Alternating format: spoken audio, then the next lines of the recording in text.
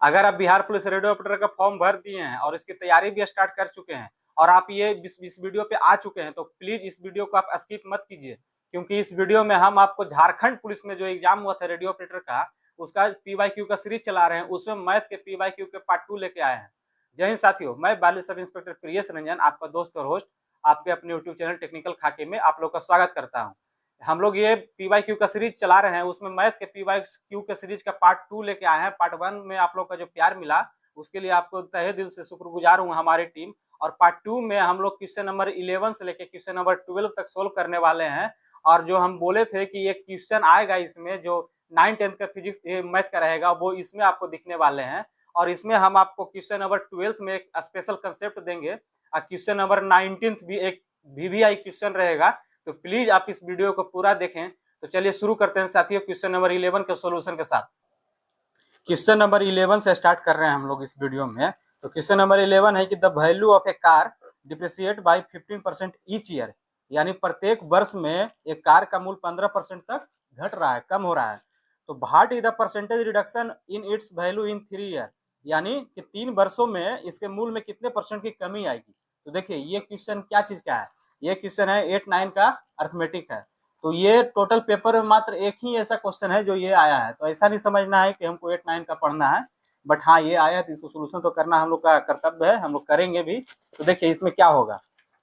तो कार का मूल्य क्या है, इसका एक ट्रिक होता है कि कम हो रहा है तो -x - y plus x into by बटे 100, ये दो साल का हुआ।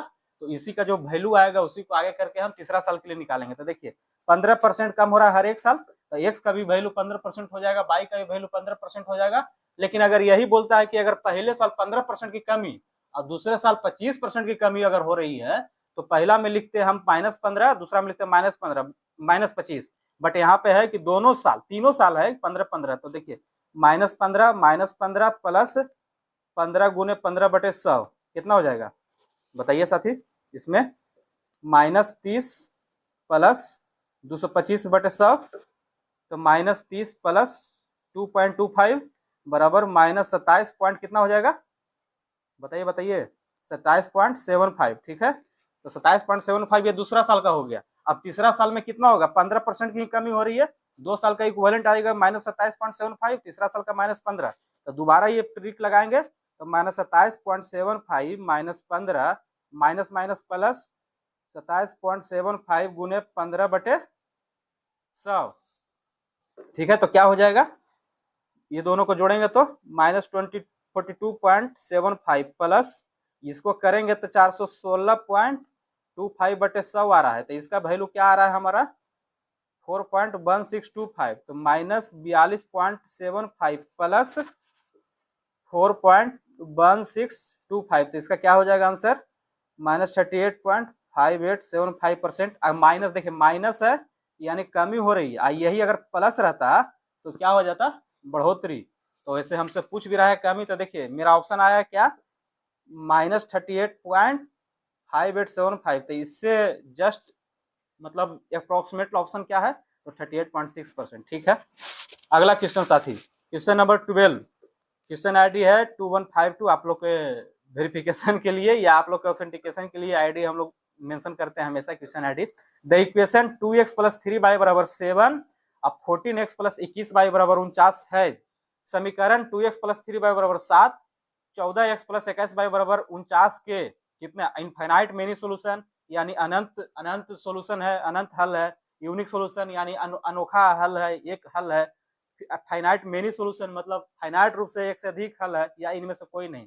तो देखिए इसमें एक हम लोग एक कंसेप्ट इसमें पढ़ेंगे, कंसेप्ट इसको आप लोग याद रखिएगा, इसको आप लोग को काम देगा, हमेशा ये काम देगा आप लोग को। देखिए क्या है ना कि जैसे अगर इसमें देखिए 1x b1y = c1, a2x + b2y = c2। इसमें कंडीशन तीन कंडीशन है। पहला क्या है यूनिक सॉल्यूशन का यानी अद्वितीय हल का। दूसरा क्या है कोई सॉल्यूशन नहीं, नो सॉल्यूशन, कोई हल नहीं। तीसरा क्या है इनफाइनाइट सॉल्यूशन यानी अनंत हल। तो देखिए ये आपको याद रखना है, ठीक ना। तो यूनिक सॉल्यूशन के केस में होता है a1 बटे a2 not equal to b1 बटे b2, ठीक है। और नो सॉल्यूशन के केस में होता है a1 बटे a2 इक्वल टू b1 बटे b2 does not equal to c1 बटे c2, ठीक है। इसको याद रखिएगा। अब इनफाइनाइट मेनी सॉल्यूशन के केस में होता है a1 बटे a2 बराबर b1 बटे b2 बराबर c1 बटे c2। कमेंट बॉक्स में बताइए साथियों कौन कौन से विद्यार्थी हैं जो हमारे व्यूअर हैं, लिसनर हैं, जो ये चीज को जानते हैं। और आप ये भी बताइए कि ये 11th क्लास के किस चैप्टर से ये क्वेश्चन है, ठीक है। तो यहाँ पे देखिए हमारे क्वेश्चन में क्या है, हमारा क्वेश्चन में दिया हुआ है, देखिए थोड़ा सा हम लोग वो करेंगे 2x प्लस 3y बराबर 7, 14x प्लस 21y बराबर 49, ठीक है। a1 बटे a2 निकालिए, a1 बटे a2 निकाल दीजिए, 2 बटे 14 बराबर 1 बटे 7 आ गया, ठीक है। b1 बटे b2 निकाल दीजिए, ठीक है। 3 बटे 21 1 बटे 7 आ गया। अब c1 बटे c2, ये c1 है ये c2 है, c1 बटे c2 निकाल दीजिए, 7 बटे 49 बराबर 1 बटे 7। यानी क्या हो गया साथी इसमें कि तीनों का वैल्यू बराबर आ गया था। कौन सा कंडीशन को फुलफिल कर रहा है, तो ये वाला कंडीशन को फुलफिल कर रहा है, यानी इनफाइनाइट सॉल्यूशन अनंत हल को। तो इसमें क्या देखिए इनफाइनाइट मेनी सॉल्यूशन, ये आंसर हो गया। आप लोग कमेंट बॉक्स में बताइए कि आप लोग को समझ में आ रहा है या नहीं आ रहा है, और आपको ये समझ में आया या नहीं आया, ठीक है। आशा करते हैं समझ में आया ही होगा। अगले क्वेश्चन की ओर हम लोग चलते हैं, ठीक है। क्वेश्चन नंबर 13, फाइंड रेंज दिया हुआ है m बराबर -1 से n तक tan इनवर्स 2m बटे m पे power 4 plus m square plus 2। यानी इसका ज्ञात करना है। इसमें ऑप्शन पढ़ देते हैं, tan of n square plus n बटे n square plus n plus 2, tan square tan inverse n square plus n बटे n plus 2, tan inverse n square plus n बटे n square plus n plus 2।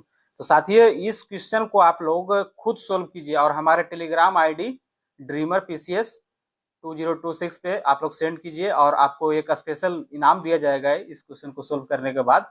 आप लोग को किसी भी form में हो सकता है। तो क्वेश्चन नंबर 13 को आप लोग सोल्व करके बताइए, ठीक है, डिटेल रूप से। हाँ, बस बेईमानी मत कीजिएगा, ईमानदारी से सोल्व कीजिए। और कमेंट बॉक्स में भी आप इसका आंसर बता सकते हैं, हम इसका आंसर नहीं बताएंगे, ठीक है। अगला क्वेश्चन नंबर 14, क्वेश्चन आईडी है 2178, find the order and degree if defined of by inverse plus 5y बराबर 0। इसमें आपको क्या करना है, ऑर्डर और डिग्री निकालना है अगर परिभाषित है तो। लास्ट वीडियो में हम क्वेश्चन नंबर कितने में बताए थे ऑर्डर डिग्री निकालने के लिए, उसमें देखिए कौन किसमें डिफाइंड नहीं था ऑर्डर डिग्री निकालने के लिए। तो जो ट्रिग्नोमेट्रिक था, लॉगरिथमिक था, एक्सपोनेंशियल था, उसमें डिग्री नहीं निकलता है। तो ठीक है, इसका कैसे निकलेगा बताइए। देखिए ये बाई डैश प्लस 5y बराबर 0 है। बाई डैश को हम लिख सकते हैं dy by dx plus 5y बराबर 0। तो देखिए हाईएस्ट डेरिवेटिव टर्म कौन सा है, ये वाला है। और तो इसका क्या है, इसमें कितने कोफिशिएंट है, तो 1 है, तो ऑर्डर 1। और डिग्री कितना, इसमें पावर है तो पावर कुछ नहीं, तो 1 है, तो डिग्री भी 1 होगा। तो 1 डिग्री 1 ऑर्डर वाला कौन सा ऑप्शन है, ऑप्शन सी है, ठीक है साथियों। अगला question number 15, question ID 2182, find limit x tends to π/2 sin x। देखिए limit x tends to π/2 sin x। तो साथियों आप लोग इसका भी आंसर बताइए, ठीक है। ये सिंपल क्वेश्चन है, इसका आंसर आप लोग आराम से बता दीजिएगा। कमेंट बॉक्स में इसका आंसर बताइए। ये क्वेश्चन नंबर कितना है, क्वेश्चन नंबर है 15। इसका आंसर बताइए, जो बताइएगा उसको हट दिया जाएगा कमेंट बॉक्स में। और आप लोग भी तैयारी में रहिएगा। एक तरह इससे क्या होता है, बीच बीच में हम क्यों देते हैं आप लोग को क्वेश्चन करने के लिए, ऐसा लगेगा कि वन वे कम्युनिकेशन हो रहा है। अगर ऐसे देते हैं, आप लोग भी इन्वॉल्व रहते हैं, तो इससे थोड़ा सा ट्रस्ट भी बढ़ता है हम लोग का कि आप लोग भी काम कर रहे हैं, अच्छे से पढ़ भी रहे हैं। और एक तरह से आप लोग का टेस्ट भी हो जाता है कि आप लोग का तैयारी का खुद भी पता चल जाता है कि क्या पढ़ रहे हैं क्या नहीं पढ़ रहे हैं, ठीक है। अब अगला क्वेश्चन की ओर हम लोग आते हैं। अगला क्वेश्चन है कि फाइंड लिमिट ऑफ, ये भी देखिए लिमिट का क्वेश्चन, ऊपर वाला भी 15 नंबर भी लिमिट का क्वेश्चन है, 16 नंबर भी लिमिट का क्वेश्चन है, ठीक है। Find limit of 1 minus cos 4x बटे एक्स स्क्वायर। देखिए limit of 1 minus cos 4x बटे x square, x tends to 0। तो इसका देखिए आप लोग जो किताब सब लिए होंगे उसमें लिमिट का बहुत सारा फॉर्मूला भी दिया रहता है, तो ये डायरेक्ट फॉर्मूला बेस्ड क्वेश्चन है। अगर इसको डिटेल में बनाने जाइएगा ना तो बहुत लंबा जाएगा, एग्जाम में तो इतना समय रहता नहीं है। तो इसका डायरेक्ट होता है, देखिए एक ये है limit x tends to 0 1 minus cos ax बटे एक्स स्क्वायर। देखिए यही परफॉर्मा में है, यही फॉर्म में है, तो इसका क्या हो जाता है ए स्क्वायर बटे 2 इसका हो जाता है, लिमिट का आंसर हो जाता है। तो इसमें क्या है 4 है, ए के वैल्यू 4 है, ठीक है, तो 4 स्क्वायर बटे 2 कितना हो जाएगा 8, इसका आंसर 8 हो जाएगा। तो इस टाइप से आप लोग याद रखिए इस टाइप का फॉर्मूला को, जो डायरेक्ट आपको किताब में, किसी भी किताब में आर डी शर्मा या किताब में या कहीं और भी किताब में आपको मिल जाएगा इस टाइप से कुछ कुछ जो स्टैंडर्ड है उसको याद रखिए। तो इसका आंसर क्या हो जाएगा, ऑप्शन ए नंबर 1 में है 0 है, दूसरा में 6 है, तीसरा में 8 है, चौथा में 5 है, तो इसका आंसर 8 हो जाएगा साथियों। तो साथियों हम लोग क्वेश्चन नंबर 11 से लेकर क्वेश्चन नंबर 16 तक कर चुके हैं। तो इसमें आपको हम बीच में एक या दो क्वेश्चन आपको बनाने के लिए दिए हैं, जिससे आपका इन्वॉल्वमेंट भी बना रहेगा। तो साथियों देख रहे हैं क्वेश्चन किस टाइप के आ रहा है, न ज्यादा टफ है न ज्यादा इजी है, बट हाँ हमको कुछ फॉर्मूला भी याद रहना चाहिए और कुछ स्टैंडर्ड फॉर्मूला याद रहना चाहिए, साथ ही साथ हमें कुछ फैक्ट भी याद रहना चाहिए, जिससे हमारा एग्जाम में समय बचता है। तो ठीक है साथियों, इसी तरह वीडियो में आप लोग बने रहे। अब चलते हैं नेक्स्ट क्वेश्चन की ओर। Question number 17, question ID 2562, find the transformation of orthogonal projection on x axis is given by the matrix. X axis पर ऑर्थोगोनल प्रोजेक्शन परिवर्तन को मैट्रिक्स द्वारा दिए गए रूप में खोजें। ये देखिए, ये अगर आपको आता है ना तो आप डायरेक्ट मार दीजिएगा, इसका ऑप्शन डायरेक्ट टिक लगा दीजिएगा। एक स्टैंडर्ड होता है एक्स एक्सिस पे होता है, एक बाई एक्सिस पे होता है, ऑर्थोगोनल प्रोजेक्शन का होता है। बट अगर आपको नहीं आ रहा है तो चलिए सीखते हैं कुछ हम लोग। जैसे देखिए 2D पॉइंट एक्स बाई का एक्स एक्सिस पे प्रोजेक्शन करने पे क्या हो जाएगा, एक्स में कोई बदलाव नहीं होगा और बाई क्या हो जाएगा, बाई 0 होगा, क्योंकि एक्स एक्सिस पर बाई 0 होता है। तो इसमें जो मेरा एक्स बाई है वो क्या हो जाएगा, एक्स कॉमा 0 हो जाएगा, क्योंकि बाई कोफिशिएंट 0, ठीक है। तो ये क्या मैट्रिक्स दिया हुआ है, एक्स एक्सिस का दिया हुआ है 1 0, तो ये यूनिट वेक्टर है। तो इसको अगर पहले से ही एक्स एक्सिस पर है तो इसका प्रोजेक्शन के बाद में ये 1 0 ही रहेगा, ठीक है। तो प्रोजेक्शन के बाद भी 1 0 ही रहेगा, तो बाई क्या हो जाएगा, बाई 0 है तो एक्स एक्सिस पे क्या हो जाएगा, ये वाला हो जाएगा 1 0। और अगर इसी में अगर पूछे भाई आपसे कि बाई एक्सिस का प्रोजेक्शन बता दीजिए, तो बाई एक्सिस का प्रोजेक्शन आपका ये वाला हो जाएगा। तो ये आपको याद रखिए आप लोग, एक्स एक्सिस का प्रोजेक्शन 1 0, बाई एक्सिस का, ठीक है साथियों, इसको आप लोग को याद होना चाहिए। तो इसका आंसर ये हो जाएगा, ठीक है। अगला क्वेश्चन है कि find the area of the curve whose equation is given by x square plus y square minus 12x minus 16y बराबर 0।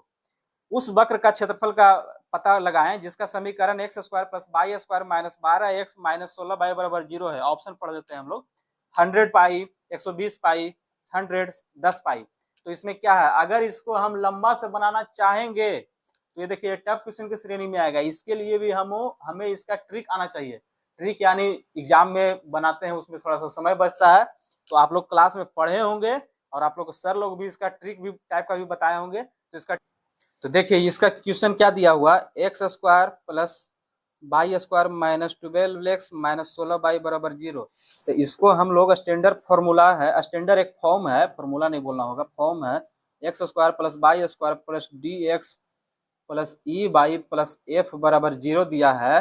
तो उस केस में जो रेडियस होता है r होता है D square plus E square बटे 4 माइनस एफ, अंदर में ही है, ठीक है। तो इसका क्या है, आप इस इक्वेशन से इसको कंपेयर कीजिए। तो इसमें आप डी और ई का वैल्यू बताइए साथियों, डी ई एफ का भी वैल्यू बता दीजिए आप, ठीक है। तो एफ तो कुछ नहीं है, तो एफ 0 है। डी क्या है, डी माइनस 12 है, ठीक है। ई क्या है, ई माइनस 16 है, 16 नहीं है क्योंकि स्टैंडर्ड फॉर्म में प्लस है ना, तो ये माइनस प्लस माइनस तो माइनस ही है, तो ठीक है। अब आर निकालते हैं इसमें, देखिए क्या निकलेगा, D minus 12 square plus E minus 16 square बटे 4 माइनस एफ तो 0, तो 144 प्लस 16 256 बटे 4, ठीक है, 400 बटे 4, तो रूट ओवर 100 बराबर 10 आ गया। अब एरिया निकालना है, क्योंकि एग्जाम में हमसे क्या पूछ रहा है, क्वेश्चन में हमसे वक्र का क्षेत्रफल पूछ रहा है। तो एरिया बराबर क्या हो जाएगा, पाई आर स्क्वायर। तो बताइए इसका आंसर, पाई इंटू 10 स्क्वायर बराबर 100 पाई। तो साथियों इसका आंसर हो जाएगा 100 पाई। समझ में आ रहा है ना आप लोग को, समझ में आते रहना चाहिए। नहीं भी आ रहा है तो हम लोग अपने तैयारी को और बूस्ट करेंगे, क्योंकि हम लोग एक इसीलिए हम लोग इस क्वेश्चन को सोल्व कर पाए और अपना सिलेक्शन एग्जाम में ले पाए। ठीक है, अगला क्वेश्चन ये स्टेटमेंट बेस्ड क्वेश्चन है। Question number 19 second last question है इस सेट का। 2151 shortest distance between two askew line is, दो अस्क्यू रेखाओं के बीच की सबसे छोटी दूरी। तो यहाँ पे हमें जब तक हम अस्क्यू लाइन के बारे में नहीं जानेंगे तो हमारा कुछ नहीं हो सकता, इसमें आंसर हमारा आएगा ही नहीं। ठीक है, तो अस्क्यू लाइन क्या होता है बताइए,